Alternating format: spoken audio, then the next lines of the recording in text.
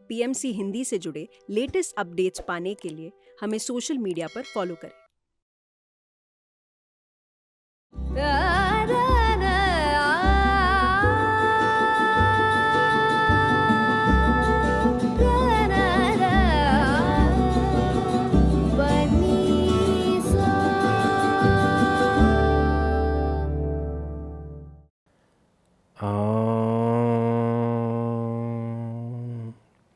असतो मा सद्गमय तमसो मा ज्योतिर्गमय मृत्योर्मा अमृतं गमय। ओम शांति शांति शांति ही। Mental health. आज के युग में यह शब्द हम सबके लिए अनजान नहीं है।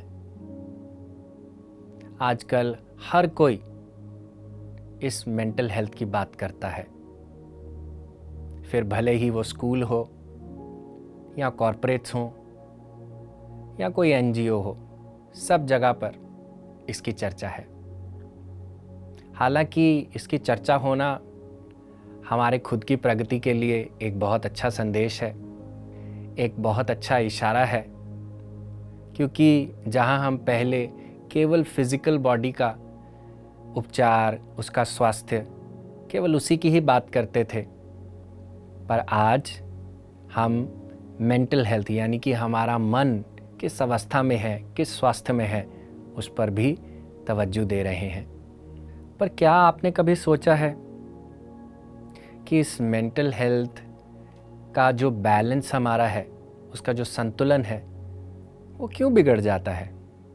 कैसे बिगड़ जाता है? क्यों हम स्ट्रेस के घेरे में आ जाते हैं? क्यों हम डिप्रेशन महसूस करते हैं?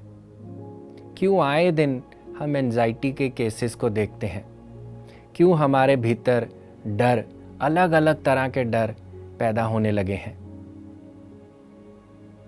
क्यों हम अपने ही विचारों से लड़ाई करते हुए अपना जीवन व्यतीत कर रहे हैं?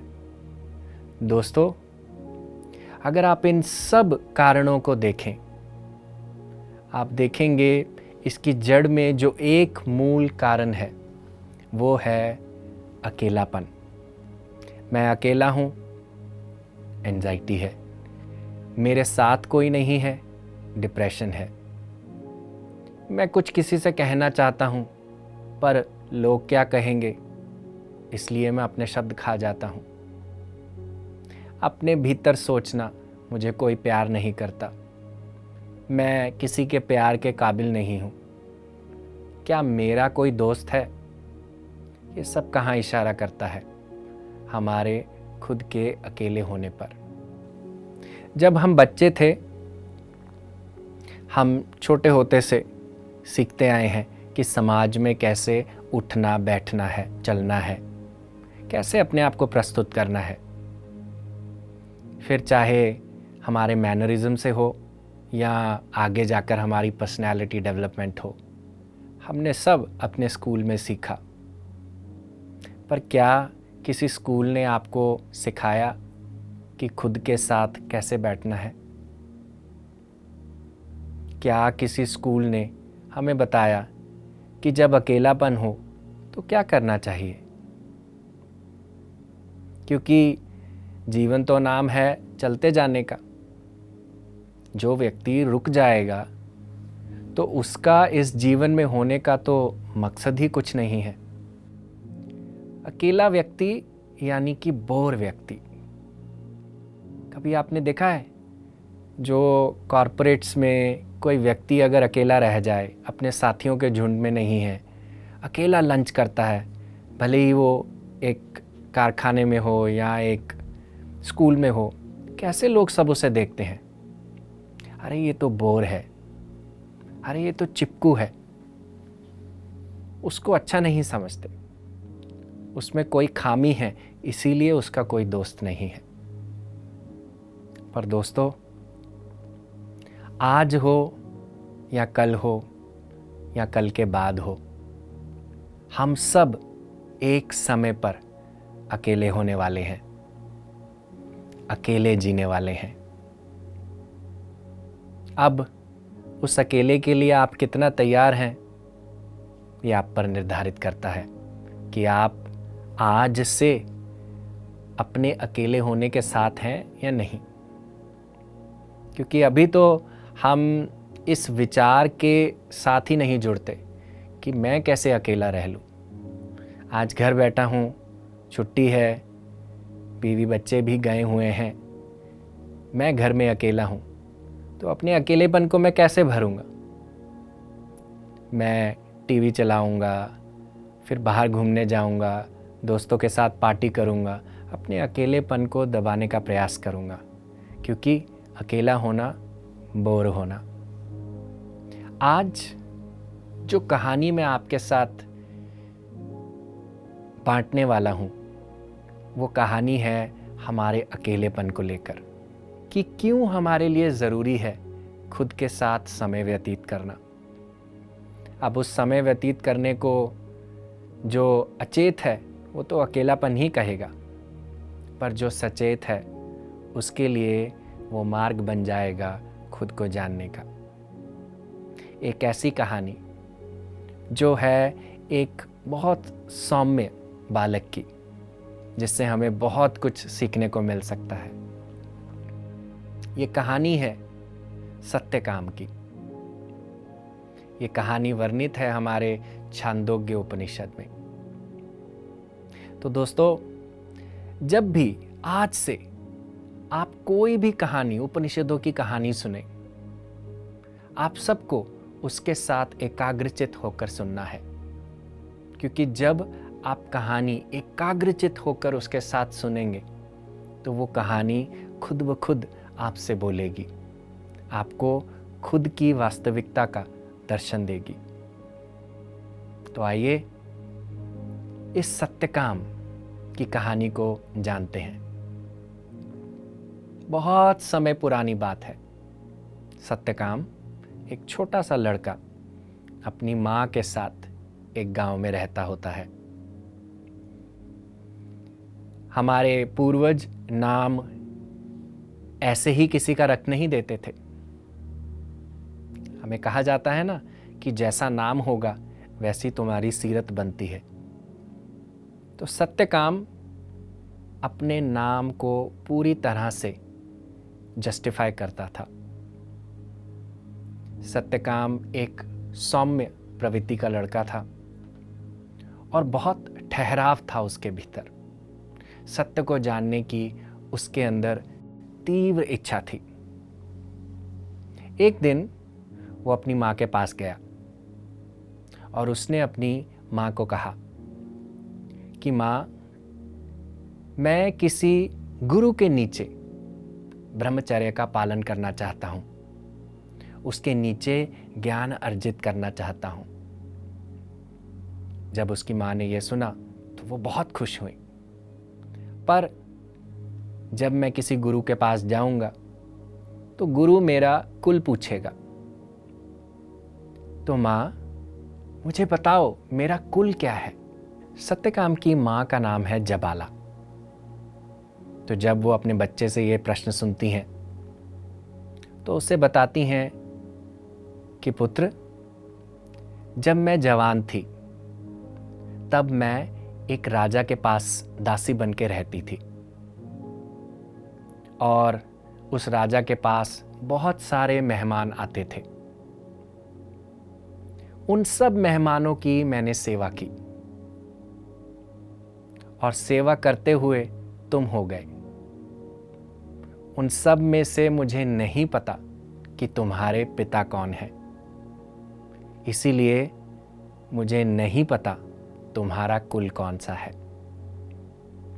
पर हां, तुम मेरे बेटे हो, जबाला के बेटे हो। तो अगर तुम किसी ऋषि के पास जाओ और वो तुमसे तुम्हारा कुल पूछें, तुम कहना मेरा नाम सत्यकाम जबाला है। इतना उत्तर लेकर सत्यकाम संतुष्ट हो गया और वो निकल पड़ा ऋषि हरिद्रुमत गौतम के आश्रम के लिए। जब गौतम ऋषि के आश्रम में पहुंचा तो उसने अपनी जो इच्छा है ऋषि को सुनाई और कहा कि मैं आपके नीचे ब्रह्मचर्य का पालन करना चाहता हूँ और ज्ञान अर्जित करना चाहता हूँ।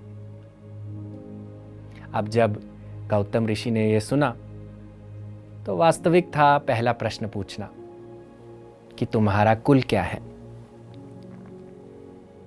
अब सत्यकाम ने उनको हंसते हुए ठहराव के साथ कहा कि मेरी माँ एक राजा के पास दासी के रूप में काम करती थी और उन्होंने उस समय में बहुत सारे लोगों की सेवा की।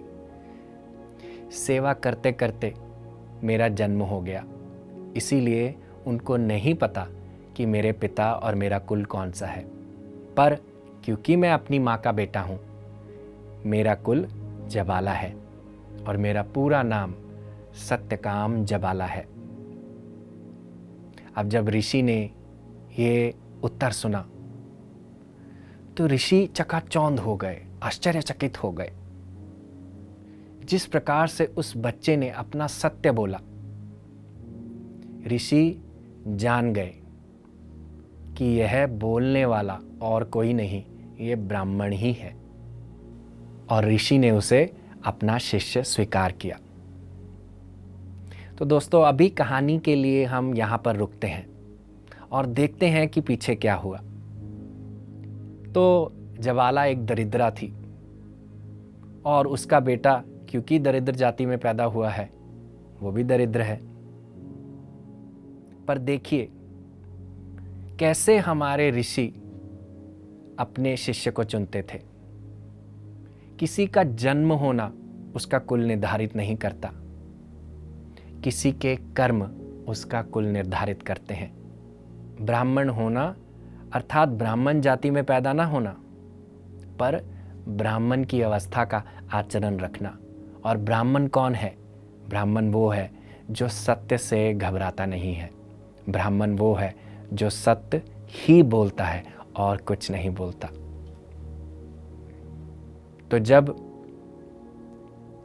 इतना हुआ, अब सत्यकाम हरिद्रुमत गौतम के साथ रहने लगा, उनके नीचे ज्ञान अर्जित करने लगा।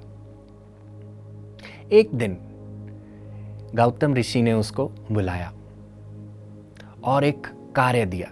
उन्होंने कहा कि ये 400 गायें, दुबली पतली 400 गायें, इन गायों को तुम अपने साथ जंगल के दूसरे कोने में ले जाओ, इनको घुमाओ फिराओ, इनका ध्यान रखो और तब तक वापस नहीं आना जब तक ये संख्या में 1000 नहीं हो जाती। अब सत्यकाम ने इस कार्य को बखूबी लिया, पर उसके अंदर कुछ चल रहा था कि यहाँ आया तो मैं ज्ञान लेने के लिए, और कहाँ ऋषि ने मुझे ये 400 दुबली पतली गायें दे दी और इनकी सेवा करने को कहा। पर क्योंकि अपने गुरु का आदेश था, सत्यकाम ने इसको खुशी खुशी लिया और निकल पड़ा वो जंगल के दूसरे कोने की ओर। 400 गायों के साथ वो एक जगह से दूसरी ओर जाने लगा। शुरुआत में क्योंकि सत्यकाम के पास कोई काम नहीं था, वो बोर होने लगा। उसको लगा कि खाली हूँ, कुछ भी नहीं है यहाँ करने को। गायें जंगल से हरा चारा खा रही हैं, खुश हो रही हैं, अपने टाइम में आराम कर रही हैं, और सत्यकाम अपने मन के जो विचार हैं उनके साथ जूझता जा रहा है।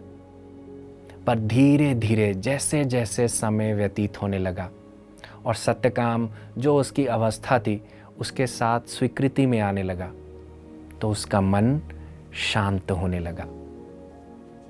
जो विचारों की तेज लहरें आ रही थी वो धीरे धीरे बैठने लगी और सत्यकाम को खुद के साथ बैठना अच्छा लगने लगा। वो सुबह शाम ध्यान में अपने आप को लगाने लगा, अपने खाली होने का सही इस्तेमाल करने लगा। पेड़ पौधे, नदियाँ, झरने सब उससे बात करने लगे, क्योंकि अब मन की जो परतें थी वो हटने लगी, खाली होने लगी। जो सीखा था सब कुछ उड़ने लगा। अब सब कुछ शून्य में जा रहा था, और उस शून्य में जाते जाते सत्यकाम को आनंद अनुभव होने लगा। वो अपने ही साथ को खूब मस्ती में लेने लगा। पेड़ों की डालियों पर बैठता, भजन गाता, गीत गाता, अपने पशुओं का ध्यान रखता, उनकी सेवा करता। ऐसा करते करते एक दिन रात हुई। रात में जब आनंद विभोर था, उसको अपने अंदर से आवाज आई कि ये जो तारे, ये सुंदर प्रकृति जो मैं देख रहा हूं, ये सब कुछ ब्राह्मण है। ब्राह्मण अर्थात परम शक्ति, परमात्मा, सत्य। ये ब्राह्मण हमारी वर्ण जाति से नहीं लिया गया दोस्तों, जिसे हम कहते हैं ब्राह्मण, वैश्य, क्षत्रिय या शूद्र। ये वो नहीं है। ब्राह्मण अर्थात परम सत्य। तो जब उसने कहा कि ये जो सारी सुंदरता मुझे दिखाई दे रही है, ये ब्राह्मण है। अगर ये ब्राह्मण है तो मैं भी ब्राह्मण हूं।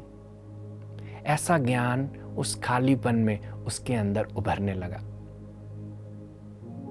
अब जब ऐसा ज्ञान उभरा, उन गायों में से उनका जो एक राजा था, उनका जो मुखिया था, एक बैल उससे बोला। उस बैल ने कहा, हे सत्यकाम, अब हम संख्या में 1000 हो गए हैं, तंदुरुस्त हो गए हैं। अब तुम हमें गौतम ऋषि के आश्रम वापस ले चलो। पर जाने से पहले मैं तुम्हें उस परम सत्य का एक अंश बताऊंगा। तो जब वृषभ ने ये कहा तो सत्यकाम ने कहा, जरूर बताइए, आज्ञा दीजिए, क्या है उस सत्य का पहला अंश। उस बैल ने कहा, हे सत्यकाम, ब्राह्मण प्रकाशवान है और ये अपनी प्रकाश को अलग अलग कलाओं से प्रस्तुत करता है।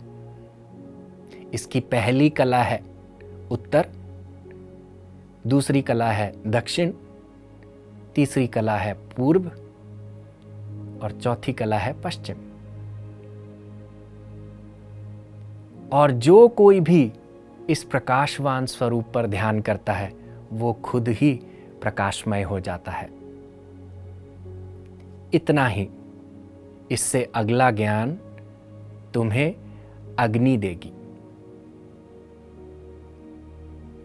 तो दोस्तों, इस कहानी को अभी इस समय यहाँ पर रोकते हैं और समझते हैं कि वृषभ ने सत्यकाम को वास्तव में क्या कहना शुरू किया। तो वृषभ ने सत्यकाम को कहा प्रकाशवान। प्रकाशवान का मतलब जो प्रकाश का ही रूप है, जो और कुछ नहीं है, जो प्रकाश है। अब आप देखिए, सृष्टि में प्रकाश कैसे हम पर पहुंचता है, अलग अलग दिशाओं से, उत्तर, दक्षिण, पूरब, पश्चिम। और कला क्या है? कला यानी कि एक्सप्रेस करना। तो वो प्रकाशवान जो है अपने आप को कैसे एक्सप्रेस करता है? उत्तर, दक्षिण, पूरब, पश्चिम के माध्यम से। इतना कहकर वो बैल लुप्त हो गया। अब जब सत्यकाम को ये ज्ञान मिला, उसे बहुत अच्छा लगा। वो अपने अंदर मन ही मन इसको अपने आचरण में और गहरा लेकर जाने लगा और निर्धारित भी किया, क्योंकि 1000 गायें हो गई हैं, तो चलो ऋषि हरिद्रुमत गौतम के आश्रम में हम वापस चलते हैं। तो उसने तैयारी की अपनी बैलों को, अपनी गायों को वापस लेकर जाने की। धीरे धीरे सफ़र करता हुआ आगे बढ़ने लगा। दिन से रात हुई। रात में एक जगह पर अपने मवेशियों को रोका, वहाँ खुद भी विश्राम करने लगा। आग जलाई, आग जलाकर ध्यान की अवस्था में बैठा और इतने में अग्नि उससे बोली, हे सत्यकाम, मैं तुम्हें ब्राह्मण का दूसरा पद बताऊंगा। अग्नि के ऐसे शब्द सुनकर सत्यकाम ने कहा, जरूर बताइए, आज्ञा दीजिए। तो अग्नि ने कहा, हे सत्यकाम, वो ब्राह्मण अनंतवान है और वो अपनी अनंतवान होने की कला कैसे प्रस्तुत करता है? वो प्रस्तुत करता है पृथ्वी से, समुद्र से, अंतरिक्ष से और ध्युलोक से। जो कोई भी व्यक्ति इस अनंतवान पर ध्यान लगाता है वो खुद ही अपनी अनंतता से जुड़ जाता है। अब तुम्हें अगला सत्य जो है वो तुम्हें सूर्य के रूप में हंस देंगे। इतना कहकर अग्नि लुप्त हो जाती है। तो क्या कहने का प्रयास कर रहे हैं अग्नि यहां पर? अनंतवान, अनंत यानी कि जिसकी कोई भी सीमा नहीं है, जिसका कोई भी बाउंड्री नहीं है, जो था, जो है, जो रहेगा। और कैसे अपने अनंतवान होने को एक कला के माध्यम से ये ब्राह्मण प्रस्तुत करता है? वो प्रस्तुत करता है पृथ्वी के माध्यम से। पृथ्वी केवल हमारा ही भूगोल नहीं दोस्तों। पृथ्वी अर्थात हमारे अंतरिक्ष में जितनी भी ठोस रूप है, जो मैटर है, वो प्रकृति का स्वरूप है और उसके अंदर वो अनंतता है, क्योंकि उसका कोई भी सिर या पांव नहीं लिया जा सकता, उसका कोई भी शुरुआत और अंत नहीं है। दूसरा, समुद्र। समुद्र यानी कि इस जल की गहराई को कभी भी नापा नहीं जा सकता, इतना विशाल, समुद्र की तरह अनंत। तीसरा, अपनी अनंतता की कला को कैसे प्रस्तुत करता है? वो करता है अंतरिक्ष के द्वारा। अंतरिक्ष में जो तारे, जो सारा मंडल है, वो अनंत है, उसे कभी भी मापा नहीं जा सकता। और चौथा जो है ध्युलोक। ध्युलोक यानी कि हमारे जो डिवाइन हेवेंस जिसको हम कह सकते हैं, स्वर्ग या स्वर्ग के ऊपर के जो हमारे दिव्य लोक हैं, उनकी भी अनंतता कभी भी मापी नहीं जा सकती। तो जब अग्निदेव उसे अनंतता की उदाहरण देते हैं तो उदाहरण के रूप में पृथ्वी, समुद्र, अंतरिक्ष और ध्युलोक की उदाहरण देते हैं। अब जब यह सुना तो सत्यकाम उसे अपने अंदर मन ही मन उतारने लगा, आनंद आने लगा। वो और अपनी यात्रा को वापस अपने आश्रम की तरफ लेकर जाने लगा। दिन हुई, रात हुई, रात में एक जगह पर फिर से स्थिर होकर बैठा, आंखें बंद करी। और जब वो आंखें बंद करके बैठा तो उसके साथ हंस ने वार्तालाप की। हंस ने कहा, हे सत्यकाम, मैं तुम्हें उस ब्राह्मण का, उस परम शक्ति का तीसरा चरण बताना चाहता हूं। सत्यकाम ने कहा, क्या आज्ञा है, जरूर बताइए। तो हंस ने कहा, हे सत्यकाम,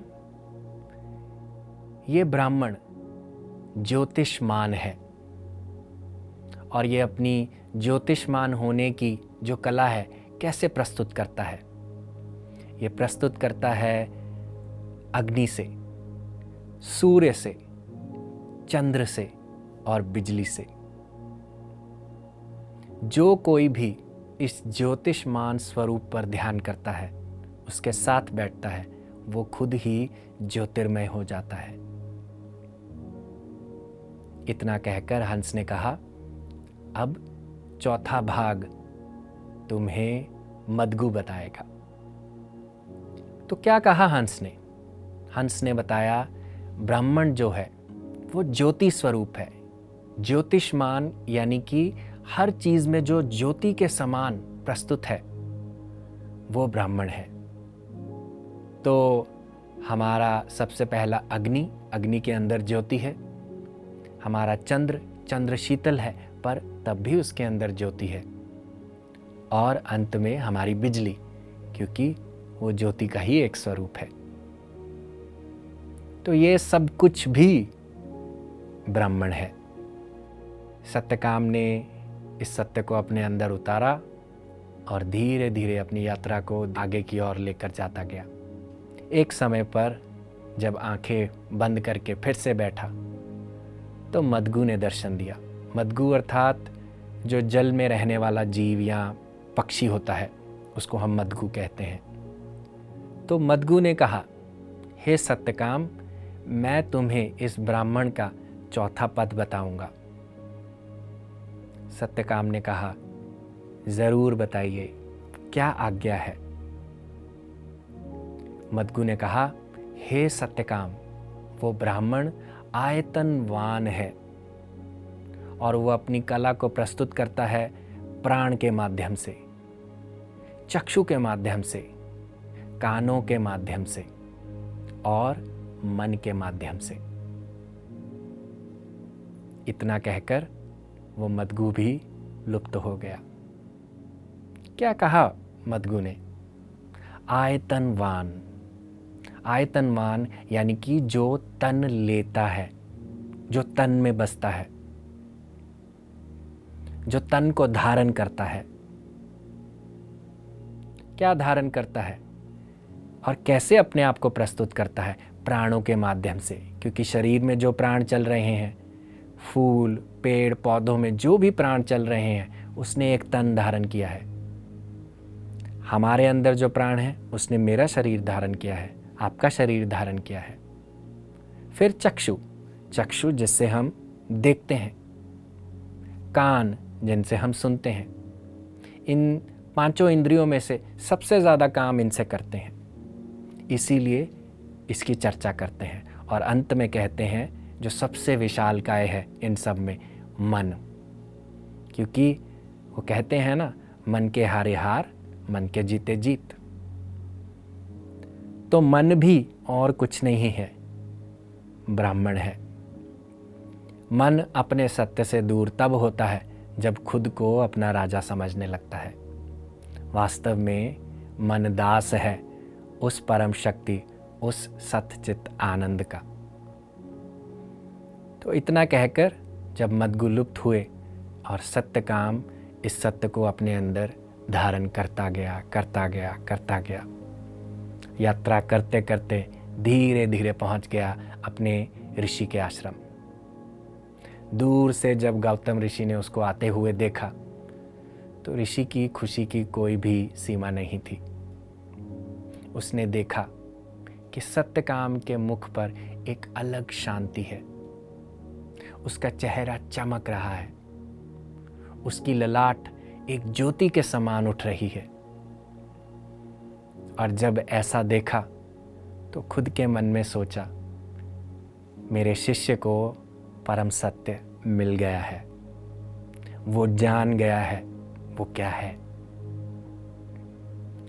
ऋषि आगे बढ़े और उन्हें सत्यकाम का बहुत खुशी से स्वागत किया, उसे गले से लगाया, अपने पास बिठाया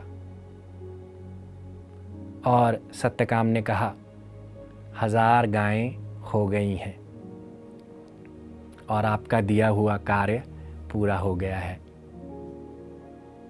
पर वास्तव में ऋषि ने कहा, हे सत्यकाम, जिस चीज़ को पाने के लिए तुम मेरे पास, मेरे सानिध्य में आए थे, वो तुम्हें अब मिल चुकी है। तुम्हारा परिचय उससे हो चुका है। अब तुम्हें इसको जानने के बाद और जानना कुछ भी शेष नहीं है। पर सत्यकाम ने हाथ जोड़े और कहा, हे गुरुवर, मैंने सीखा सब कुछ, जो पेड़ पौधे, जो धातुएं हैं, जो मुझसे बोली, मैंने उसको अपने अंदर उतारा। पर मेरा ज्ञान तभी पूरा होगा जब मैं आपके मुख से भी ज्ञान लूँगा। इतना विनम्र होकर जब उसने ऋषि से ये ज्ञान मांगा तो कैसे ऋषि उसको ज्ञान नहीं देते। ऋषि ने उनको ज्ञान दिया, अपने सत्य का दर्शन दिया और फिर वही सत्यकाम आगे जाकर एक बहुत विद्वान टीचर बने, शिक्षक बने, जिन्होंने बहुत सारे शिष्यों के भीतर उस ज्योति स्वरूप ब्रह्मंड स्वरूप को जगाया। तो दोस्तों, ये कहानी लेकर तो जा रही है हमें अपने वास्तविक स्वरूप की तरफ, पर कैसे? कैसे? जब हम खुद के साथ बैठना सीखते हैं। क्या किया सत्यकाम ने? सत्यकाम ने कुछ नहीं किया। सत्यकाम ने खुद को खाली करना सीखा, क्योंकि हम ज्ञान अर्जित करते हैं। पर क्यों करते हैं ज्ञान अर्जित? ताकि हम खाली हो पाएं। वो कहते हैं ना, सारी सीख इसीलिए लेते हैं ताकि हम सीख को भी छोड़ पाएं, अनलर्न कर पाएं। जब अनलर्न करते हैं तब वो ज्ञान कहीं छुपा नहीं है, वो अपने आप हमें दिखने लगता है। ठीक उसी प्रकार से सूर्य धरती पर रोज सुबह चमकता है।